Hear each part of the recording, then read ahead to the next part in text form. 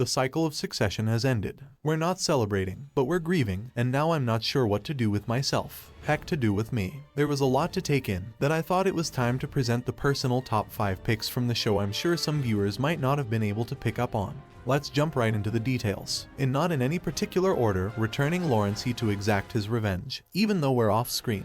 There was a time when the siblings are suspicious that Lawrence is being interviewed for the post of CO at Westar. Contact whoever as it's checked out. Lawrence a lot of vibes. However, who do you think he'd? You know, who would that be? It could be, do not know, maybe an Teal, big hitter. Lawrence might be one of them, which is a proof. Mattson is being a thief. Naturally, we are aware that this position has been given to Tom, however it was a cool return to the pilot episode, when Lawrence was threatening Kendall. I'm glad you invited me to my chicken house. If I don't have a daddy around to shield you, I'm gonna devour you, every single one of you. Number 4. Some of you may remember, I created a short video on Roman and the fact that he was unable to stand in chairs. In this episode, we're not just showing the iconic upside down chair from the initial season, but also a symbolic throne which I would like to see. Roman is claimed, but there are some of his bizarre purchases prior to the final bow.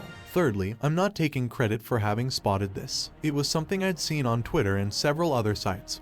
But you'll observe at the end that after the dust is cleared, Roman is seen sipping in a martini wearing that cute little smile he displays. Also, Can-I viewers will be able to see that this is actually Jerry's drink of choice, not an idea that you created during your first day of training and management. It was a ramen number 2, after all the family members were at Logan's home. It's interesting to note that Greg and Liz, not so subtly, Liz claimed to the bell that he had accidentally rung in the second episode. That is another fascinating informational nugget that links back to events from earlier times. Then, number 1, Kendall and the water. I can't help but say this, but there are many articles and videos on Kendall and the metaphor of water. I'm not going to go into the depths if you'll agree, however I found it interesting that, in the last scene we hear the waves of the ocean and we are able to see Kendall looking out over the ocean instead of being in it, indicating his exile now out. So I'm going to take a second look at the final episode, and I'm sure I'll have additional videos to share with you too. However, I'll also be covering other shows in the future. If you enjoy the content I've produced and want to stick around for more, you should think about joining.